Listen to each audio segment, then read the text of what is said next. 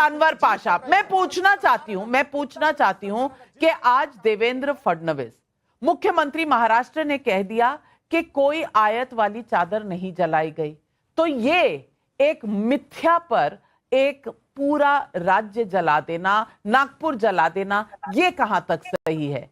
34 पुलिसकर्मी घायल हैं, एक पर कुल्हाड़ी से वार हुआ है, पत्थर मारे गए हैं, इस तरह से जैसे जम्मू कश्मीर मॉडल बनाया गया हो और पत्थर मारे गए हो। महिला कांस्टेबल के ऊपर ना ही सिर्फ प्रहार हुआ है, उनके साथ भद्दी बदसलूकी भी हुई है।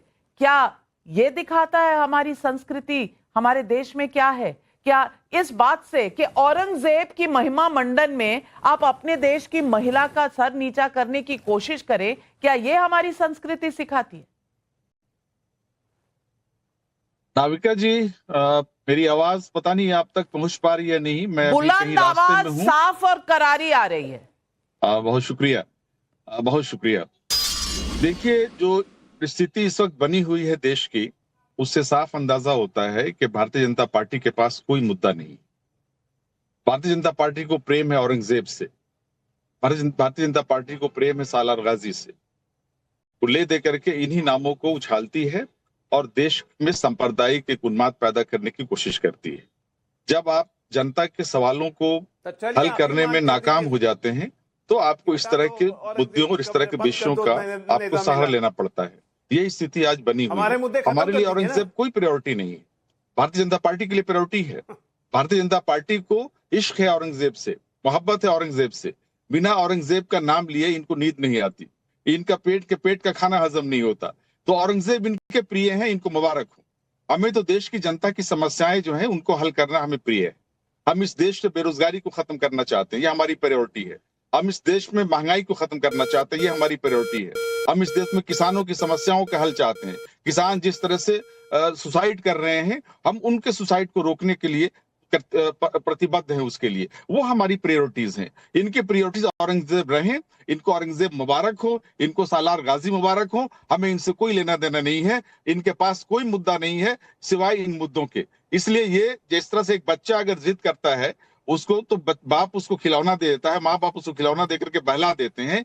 वो अगर भूखा है, रो रहा होता है, तो उसको भूख मिटाने के बजाय, खाना देने के बजाय उसको झुनझुना दे दी जाता है। अनवर पाशा जी 10 साल आप सत्ता में रहे, भोगते रहे सत्ता। उस वक्त आपको ना गरीबी का ख्याल आया, ना महंगाई का ख्याल आया। आप थे, सब कुछ सॉल्व करके जाते, नहीं किया आपने। आज आपको ये बात याद आ रही है क्योंकि सवाल पूछे जा रहे हैं ना। किससे सवाल पूछे जा रहे हैं? आपके वोट बैंक से सवाल पूछे जा रहे हैं। अब रिजवान भाई, मैं आपसे पूछना चाहती हूं, सईद रिजवान जी ये कह रहे हैं कि भाजपा को मोहब्बत है औरंगजेब से। अगर भाजपा को मोहब्बत है औरंगजेब से, तो ये फिर औरंगजेब जिंदाबाद के नारे क्यों लग रहे थे नागपुर में? क्यों इस तरह की बात कही जा रही थी कि पुलिस वालों को खत्म कर दो, एक भी हिंदू को नहीं छोड़ेंगे? क्यों गाड़ियां सिर्फ वही जलाई गई जिन पर स्वास्तिक का निशान हो, हिंदू चिन्ह हो, गणपति बप्पा मोरिया लगा हो? क्यों हिंदुओं के घरों में जाकर तोड़फोड़ की गई? क्यों? और ये कौन है शमीम खान, जो एक पार्टी भी चलाता है, माइनॉरिटीज डेमोक्रेटिक पार्टी, और 1073 वोट भी मिलते हैं नितिन गडकरी जी के खिलाफ। ये क्या राजनीतिक आग नहीं लगाई गई नागपुर में? जी हाँ, शुक्रिया। जय हिंद, वंदे मातरम। अभी किसी ने बोला कि अगर बेरोजगारी औरंगजेब की कब्र खोदने से खत्म हो जाती है तो कब्र खोद दो। बिल्कुल अच्छी बात बोली। मैं भी बस यही तो बोलता हूं कि अगर मुसलमानों के मुस्लिम पर्सनल लॉ से और वक्फ एक्ट में संशोधन ना लाने से मुसलमानों की समस्याएं खत्म हो जाती हैं, तो मुस्लिम पर्सनल लॉ भी रहने दो और पुराना वक्फ एक्ट भी रहने दो। लेकिन अगर 75 साल में ऐसा लगता है कि इन चीजों से मुसलमान का भला नहीं हुआ, तो इन सब चीजों को बदल दो। इतनी सीधी सी लॉजिक है, पहली चीज। दूसरी चीज, नाविका, बात औरंगजेब की नहीं है, बात औरंगजेब की कब्र की भी नहीं, बात है औरंगजेब की विचारधारा को 500 साल बाद भी जिंदा रखने की। समझिए बात को। अब सवाल उठता है औरंगजेब की विचारधारा क्या है? सवाल उठता है वहां पे कुरान पाक या वहां पर हरी कलमा लिखी चादर जलाई गई या नहीं जलाई गई? इस मारे 3 घंटे बाद दंगा भड़क गया, यही कहा जा रहा है ना। तो ये बताइए नाविका जी, ये जो आजाद मैदान में 2 पुलिस वाले मारे गए थे और जवान ज्योति तोड़ी गई थी, वहां कौन सी हरी चादर जलाई गई थी? मुंबई में कोई जलाई गई थी क्या? अच्छा, संभल में तो कोई इस्लाम के खिलाफ नारेबाजी नहीं हुई। कोर्ट के आदेश पर 8 आदमी गए थे सर्वे कराने के लिए, वहां तो कोई चादर नहीं जलाई गई, वहां क्यों पत्थर चले? ये है विचारधारा औरंगजेब की, जो हिंदुस्तान की जवान ज्योति रोहिंग्याओं के लिए तोड़ने को तैयार रहती है। यह है विचारधारा औरंगजेब की, जो कोर्ट के आदेश को भी नहीं मानती और पुलिस पर पत्थर और गोलियां चलाती है संभल पर। तो आपको लड़ाई कब्र से नहीं लड़नी है, आपको कब्र नहीं खोदनी है, आपको उन लोगों का घर खोदना है, आपको उन लोगों के पांव खोदने हैं, उनके टकने खोदने हैं, जो औरंगजेब की विचारधारा मजहब के नाम पर और राजनीति के नाम पर जिंदा रखते हैं। फर्क समझिए, लड़ाई विचारधारा की है, औरंगजेब की नहीं है। बिल्कुल कमलाकर त्रिपाठी जी, बहुत वाजिब बात कही है रिजवान साहब ने। दिक्कत है विचारधारा की, क्योंकि जहां आयत वाली चादर नहीं जली, पत्थर वहां भी चले, वहां पर भी दंगा फैलाया गया। क्यों?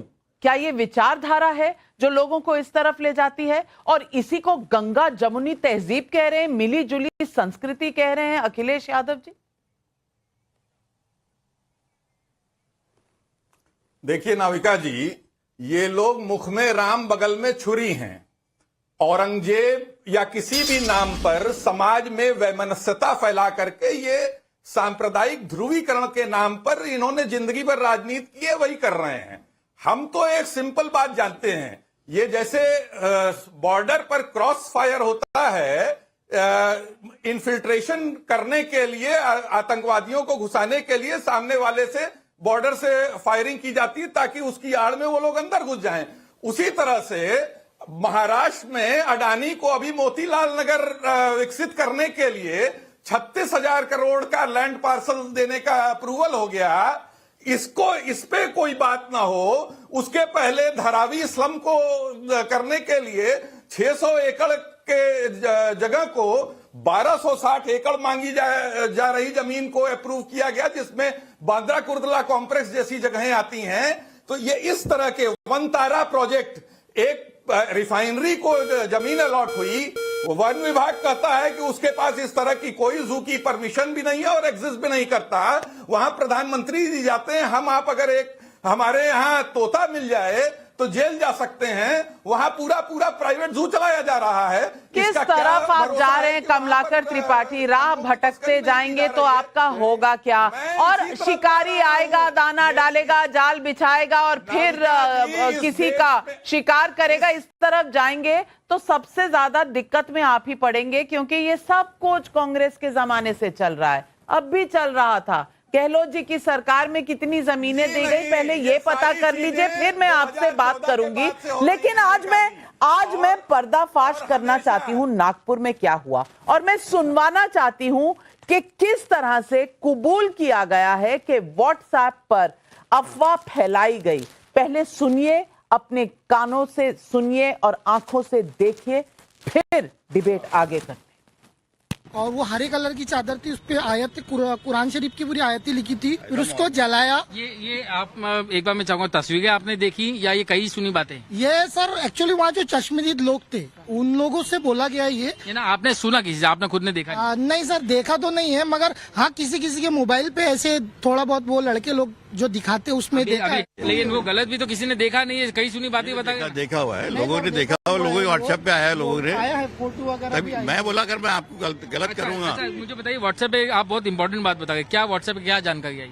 ये जो बताया इन्होंने भी जलाया पूरा बताया ना कलमी का। अब अजय आलोक जी, ये क्या दर्शाता है? आ रही हूं अजय आलोक जी, वहां क्या कहा जा रहा है कि व्हाट्सएप पर आया था, किसी भी इंसान ने वहां देखा नहीं था अपनी आंखों से कि आयत वाली चादर जलाई गई। ये किसका प्रयोग? सरकार किसकी है? अगर अफवाहें फैलाई जा रही हैं वहां एलआईयू क्या काम कर रही है? देखिए नविका जी, सबसे पहली बात ये पूरी की पूरी सुनियोजित साजिश थी। अब कमलाकर जी को बोलिए चुप रहने, आगे ना पीछे पगा, क्या क्या बोलने लगते हैं। इनको पता ही नहीं है कोई चीज की। रिफाइनरी की जमीन सबसे पहले गुजरात में कांग्रेस सरकार नहीं दी थी। खैर, इनसे क्या बात करना है, इनको कुछ उनका सब कांग्रेस की रेल हो गई है। अब सुन लीजिए ना, अजय आलोक जी का समय है बोलने का, बाकी फेडर डाउन कर रही हूँ। अजय आलोक, ये नागपुर की घटना बिल्कुल एक सुनियोजित घटना है। हम लोग पहले भी इस पे डिबेट कर चुके हैं नविका जी। 2024 4 जून के बाद ये देश में प्रायोजित चल रहा है कि अराजकता फैलानी है, और अराजकता फैलाने वाली ये मानसिकता औरंगजेब की है। आप याद कीजिए कितने ट्रेनों को डिरेल करने की कोशिश की गई थी पटरी पर रख के। कोई मतलब है इसमें? उसके बाद देखिए संभल की घटना हो गई, एएसआई की टीम पे हमला हो जाता है। अभी बता रहे थे रिजवान साहब कि उसमें कौन सा इस्लाम का नुकसान हुआ था। भारतीय क्रिकेट टीम वर्ल्ड कप जीतती है, उसमें पथराव हो जाता है जुलूस निकालने में। आज ये नागपुर की घटना, ये पूरा सुनियोजित। कहां से पत्थर आ जाते हैं, तलवार आ जाते हैं, पेट्रोल बम आ जाता है, पेंट स्प्रेयर आ जाता है, एक एक चीज पकड़ा जा रहा है।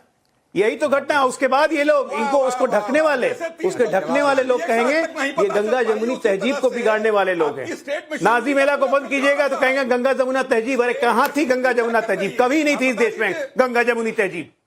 देश का पार्टीशन हुआ, 25 लाख से ज्यादा हिंदुओं को मार दिया आपने। नाविका जी बहुत अच्छा काम किया। इस देश का पार्टीशन हुआ, फाइनल डे एक्शन का कॉल दिया गया, 10 लाख हिंदुओं को मारा गया। पार्टीशन कौन सी गंगा जमुनी तहजीब? गांधी का देश है। एक करके कमलाकर त्रिपाठी जी, एक करके आपके साथी जो कभी साथी होते हैं कभी नहीं होते हैं, वो वाले साथी बोलना चाहते हैं। अनुराग भदौरिया, नाविका जी आपने एक बहुत अच्छा काम किया। आपने भारतीय जनता पार्टी की सरकार की जो महाराष्ट्र में पोल खोल के रख दी, व्हाट्सएप पे मैसेज चल रहे हैं, सरकार को नहीं पता है, एलआई डिपार्टमेंट को नहीं पता, पुलिस के इंटेलिजेंस डिपार्टमेंट को नहीं पता, खुफिया विभाग को नहीं पता, मैसेज भी चल रहे हैं और इनके हिसाब से तलवार और पता नहीं क्या क्या आगे है और पुलिस को पता ही नहीं है। तो पुलिस सिस्टम वहां किस लिए बता दीजिए जरा। तो इसके मतलब आपका पुलिस सिस्टम फेल हो रहा है ना, आपकी कानून व्यवस्था फेल हो रही ना। 3 घंटे का समय मिला था। मैं कह रहा हूं 3 घंटे का समय मिला था, तभी रोक लिया गया। एक मिनट रुकिए। देश की आंतरिक सुरक्षा के लिए पुलिस होती है और पुलिस अपनी जिम्मेदारी से नहीं भाग सकती। मैं कहता हूं इस तरह के व्हाट्सएप मैसेज चलते रहे, लोगों को पता चल गया, पुलिस को नहीं पता चला। इसके मतलब आप फिर जाके मुसलमानों को कंपनसेशन बांट दिया। नहीं सुन जो ठीक है ना, पुलिस मुस्तैद नहीं होती, दंगा हो जाता। हिंदू सहिष्णु नहीं होता, दंगा हो जाता। और आप इंतजार कर रहे थे कि घटना हो जाएगी, उसके बाद हम चर्चा करेंगे, उस बाद विपक्ष पे आरोप लगाएंगे। आप इंतजार कर रहे थे। कमाल है, वहां पुलिस की महिला पर बदसलूकी हो रही है, उस पर एक नहीं उस पर आप एक वाक्य नहीं बोलेंगे, आप उस पर एक वाक्य नहीं बोलेंगे। इस देश के अंदर में जो नफरत फैलाने की बात करेगा, चाहे केतकी सिंह इनकी विधायक रही हो जिन्होंने कहा है कि एक वार्ड अलग कर देना चाहिए हॉस्पिटल में, चाहे रघुराज सिंह रहे जो त्रिपाल ढाकने की बात कर रहे थे, चाहे इनके जो संजय निषाद रहे हो, जो भी इस देश के अंदर में चाहे टी राजा हो, नफरत की बात करेगा। नागपुर में नफरत कौन फैला रहा था रिजवान भाई? नागपुर में नहीं, कितनी देर सुनूंगी रिजवान साहब, नागपुर में नफरत कौन फैला रहा था जहां 34 पुलिसकर्मी? समाज में कोई एक्सेप्ट नहीं करेगा, लेकिन भारतीय जनता पार्टी इसके नाम पे राजनीति करती है। चिंता की बात, आप कार्रवाई कीजिए ना, कौन आपको रोकता है? मैं पूछना चाहती हूँ रिजवान भाई, नफरत कौन फैला रहा था? वो लोग जो औरंगजेब का महिमा मंडन कर रहे थे और महिलाओं को वहां पर टारगेट कर रहे थे, पुलिस कर्मियों को टारगेट कर रहे थे। कौन है इसके लिए? काबू करिए खालिद अनवर जेडीयू के। अरे आप उसको काबू करिए। अनुराग भदौरिया जी, आप बोलते रहिए, आपकी आवाज नहीं जाएगी टेलीविजन पे। रिजवान साहब सुनिए, नाविका जी देखिए स्टोरी क्या है। स्टोरी ये है कि ये बात पहले भी पता थी कि कोई कलमे की चादर नहीं जलाई गई है, लेकिन पेट में दर्द था औरंगजेब के जो पुतले जलाए गए और उसके खिलाफ जो नारेबाजी हुई, ये है बिहाइंड द सीन। अब आप औरंगजेब को लेकर तो पत्थर और तलवार नहीं चला सकते थे, तो आपको कोई बहाना चाहिए था। बहाना बनाया इस्लाम को और कुरान शरीफ की आयत को, और 3 घंटे बाद औरंगजेब का जो गुस्सा था वो इस्लाम के नाम पर उसकी पर्ची फाड़कर पूरे क्षेत्र में आजनी मचा दी और राइटिंग कर दी। पहली चीज। एक बात अनुराग भदौरिया बिल्कुल सही कह रहे हैं।